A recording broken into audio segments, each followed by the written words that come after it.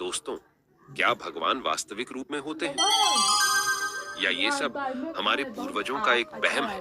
क्या ऐसी कोई शक्ति है जो इस संसार को चला रही है, या विज्ञान के अनुसार ये सब सिर्फ हमारी मानसिक सोच है?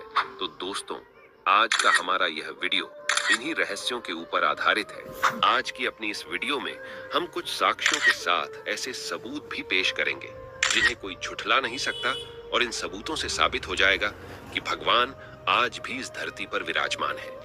आज हम अपनी इस वीडियो में एक नहीं बल्कि एक एक करके 20 ऐसे सबूत उदाहरण के साथ आपको दिखाएंगे जिन्हें देखकर आपकी आंखें खुली की खुली रह जाएंगी और आपको भी यकीन हो जाएगा कि भगवान वास्तविक रूप से हैं।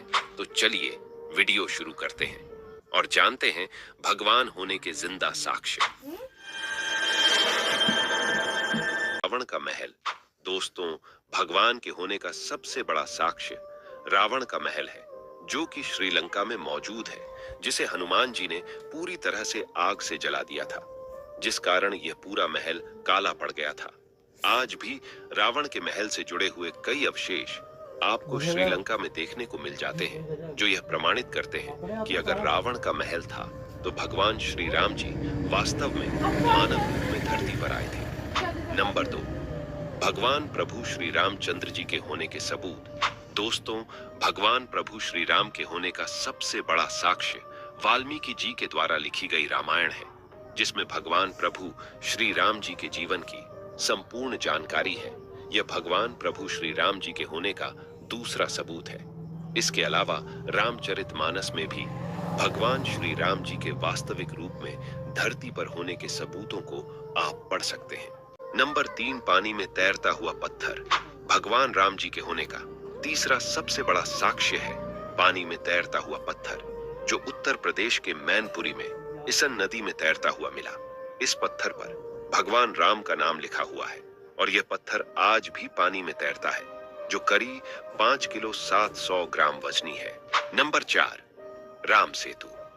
दोस्तों, आज भी राम सेतु के अवशेषों को दक्षिण भारत से लेकर श्रीलंका के बीच समुद्र में बने पत्थरों की श्रृंखला के रूप में देख सकते हैं, जिसे प्रभु श्री राम जी ने त्रेता युग में वानर सेना की मदद से तैयार करवाया था, जिसके ऊपर से चलकर प्रभु श्री राम अपनी पूरी वानर सेना के साथ लंका में प्रवेश करते हैं। भगवान के होने का यह चौथा बड़ा साक्ष्य, जिसे आप वीडियो में देख सकते हैं। आज इस राम सेतु को कुछ लोग प्यार की निशानी मानते हैं, क्योंकि 30 किलोमीटर समुद्र तल के ऊपर बना यह पुल भगवान श्री राम जी ने सीता माता को वापस लाने के लिए बनवाया था। नंबर 5, अशोक वाटिका। दोस्तों, भगवान राम के होने का 5वां सबसे बड़ा साक्ष्य अशोक वाटिका है, जहां पर रावण ने सीता माता को अपहरण करने के बाद रखा था। ऐसा कहा जाता है कि जब रावण ने सीता माता का अपहरण किया था, तब उनको इस एलिया पर्वत नामक स्थान पर एक गुफा में रखा गया। यही वह जगह है जिसे आप वीडियो में देख रहे हैं, जहां पर रावण का पुष्पक विमान उतरा था, जहां सीता माता को रखा गया था। इस जगह का नाम गुरुल पोटा है, जिसे आज लोग सीता कोटुआ के नाम से जानते हैं। इसके अलावा एलिया पर्वत के ऊपर सीता माता जी का एक मंदिर भी बना हुआ है, जो कि इस बात की गवाही देता है कि यहाँ पर सीता माता को रखा गया था। लोग इस मंदिर के दर्शन करने के लिए दूर दूर से आते हैं। नंबर 6, ब्रह्मास्त्र। ब्रह्मा के द्वारा बनाए गए ब्रह्मास्त्र का वर्णन रामायण और महाभारत जैसे ग्रंथों में देखने को मिलता है। ब्रह्मा जी ने ब्रह्मास्त्र को सृष्टि संरक्षण के लिए बनाया था, जिसका धमाका आज के न्यूक्लियर बॉम्ब जैसा है। वैज्ञानिक भी इस बात को मानते हैं। नंबर 7, भगवान श्री कृष्ण जी के होने के सबूत। भगवान श्री कृष्ण के होने का सबसे बड़ा साक्ष्य महाभारत महाकाव्य ग्रंथ है, जिसे महर्षि वेद व्यास ने लिखा था। महाकाव्य ग्रंथ में महर्षि वेद व्यास ने महाभारत काल की सारी रचनाओं का वर्णन किया है, जिसमें श्री कृष्ण भगवान ने पांडवों की मदद की थी। इसमें भी कई साक्ष्य देखने को मिलते हैं। नंबर 8, जगन्नाथपुरी का मंदिर। भगवान जगन्नाथ के होने का सबसे बड़ा साक्ष्य है जगन्नाथपुरी का मंदिर। इस मंदिर के ऊपर ना तो कोई पक्षी बैठता है और ना ही उड़ता है, जिसके चलते सरकार ने भी इस मंदिर को नो फ्लाइंग जोन की श्रेणी में रख दिया है। इसके अलावा इस मंदिर का ध्वज हवा में उल्टी दिशा की ओर लहराता है। यह चमत्कार भगवान जगन्नाथ जी के होने का साक्षात वर्णन करता है। नंबर 9 द्वारका नगरी। महाभारत काल में द्वारका नगरी का वर्णन किया गया है। इस नगरी के राजा भगवान श्री कृष्ण जी थे, जिन्होंने इस धरती से जाने से पहले द्वारका नगरी को समुद्र में डुबो दिया था। आज इसके साक्ष्य गुजरात के समुद्र तल के किनारे में मिलते हैं। पुरातत्व विभाग को समुद्र के नीचे एक सुंदर पुराना शहर मिला है।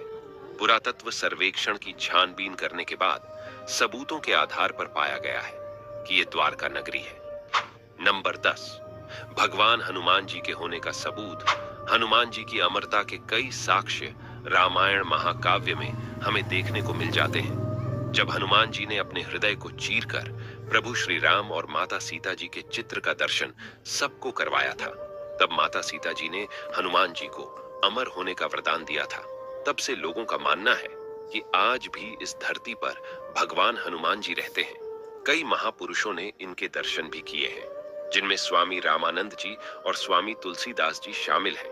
लोगों की ऐसी धारणा भी है कि जब अगर कोई सच्चे दिल से हनुमान जी की प्रार्थना करे और उन्हें पुकारे, तो हनुमान जी उसे संकट से उबारते हैं और उन्हें दर्शन भी देते हैं। नंबर 11, लिपाक्षी पद चिन्ह। भगवान हनुमान जी के होने का 11वां सबसे बड़ा साक्ष्य लिपाक्षी का मंदिर है, जो आंध्र प्रदेश के अनंतपुर जिले में स्थित है।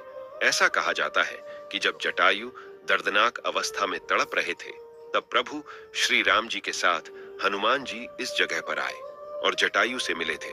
तभी यहाँ पर हनुमान जी के पद चिन्हों के निशान पड़े। नंबर 12, लंका में पद चिन्ह। दुनिया में अलग अलग जगहों पर भगवान हनुमान जी के पैरों के निशान मिले हैं, जिसे भगवान हनुमान जी के इस धरती पर होने के सबूत के रूप में देखा जाता है। ऐसे ही एक पैर का निशान श्रीलंका में भी है, जब भगवान हनुमान जी सीता माता की खोज करने के लिए दक्षिण भारत के समुद्र को लांघ कर लंका में पहुंच गए थे। जहां पर पहुंचकर हनुमान जी ने अपना पहला कदम रखा था, वहां पर इनके पद चिन्ह देखने को मिल जाते हैं, जिसके अवशेष आज भी वहां पर स्पष्ट रूप से दिखाई देते हैं, जैसे कि आप वीडियो में देख रहे हैं। नंबर 13, हनुमान गढ़ी। ऐसा कहा जाता है कि जब सीता माता जी का अपहरण हुआ था, तब प्रभु श्री राम सीता माता को ढूंढते हुए इसी जगह पर पहुंचे थे, जहां पर प्रभु श्री राम जी की मुलाकात हनुमान जी से हुई थी। इसके बाद हनुमान जी इसी जगह पर बैठकर प्रभु श्री राम जी का ध्यान करते थे और इनका इंतजार किया करते थे।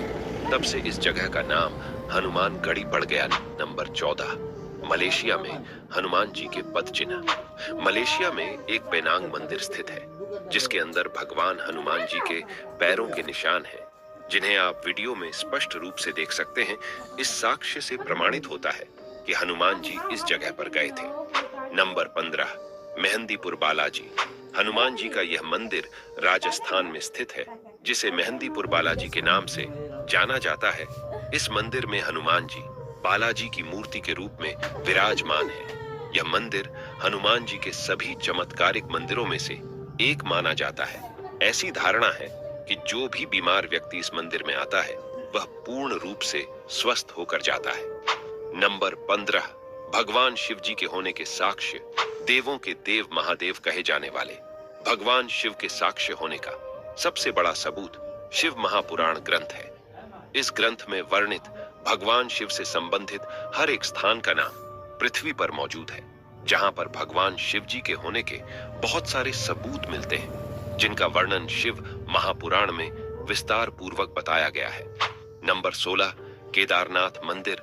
दोस्तों, आपको केदारनाथ त्रासदी का वह दिन याद होगा जब उत्तराखंड में बादल फटा था। उस दिन 16 जून 2013 की तारीख थी।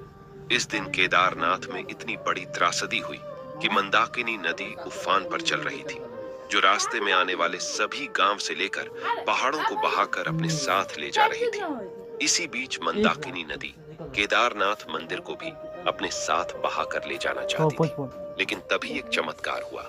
केदारनाथ मंदिर के समक्ष एक शिला प्रकट हुई, जिसने पानी को 2 हिस्सों में बांट दिया और केदारनाथ मंदिर सुरक्षित इस जल प्रलय में भी खड़ा रहा। यह चमत्कारिक घटना भगवान शिव के होने का साक्षात प्रमाण है। इसके अलावा अमरनाथ शिवलिंग भी भगवान शिव के प्रमुख तीर्थ स्थलों में से एक है। यह तीर्थ स्थल जम्मू और कश्मीर की राजधानी कहे जाने वाले श्रीनगर से 135 किलोमीटर दूर एक गुफा में स्थापित है, इस अमरनाथ शिवलिंग की खासियत यह है कि यहाँ पर शिवलिंग अपने आप ही बनता है और फिर सभी भक्तों को दर्शन देने के बाद खुद ही विसर्जित हो जाता है। वैज्ञानिक भी आज तक इस रहस्य का पता नहीं लगा पाए हैं। नंबर 17, कैलाश पर्वत।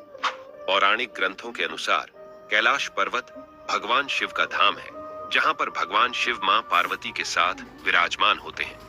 इस स्थान पर आज तक कोई भी व्यक्ति नहीं गया है। ऐसा कहा जाता है कि जो भी इस स्थान पर जाता है वह दिशाहीन हो जाता है और वापस मुड़कर नहीं आता है।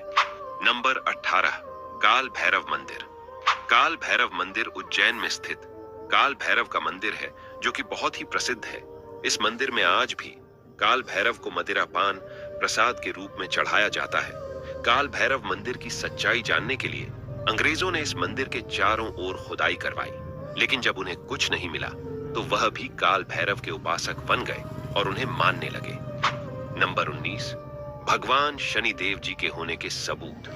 शनिदेव, जिन्हें न्याय का देवता माना जाता है, भगवान सूर्य के पुत्र शनिदेव के बारे में ऐसा कहा जाता है कि जिस पर शनिदेव जी की तिरछी दृष्टि पड़ जाए उसका जीवन कठिनाई से भर जाता है, लेकिन जिस पर शनिदेव खुश हो जाएं, उसकी तकदीर बदल देते हैं। भारत के महाराष्ट्र राज्य में एक सिग्नापुर नामक गांव है, जहां पर शनिदेव जी का मंदिर है।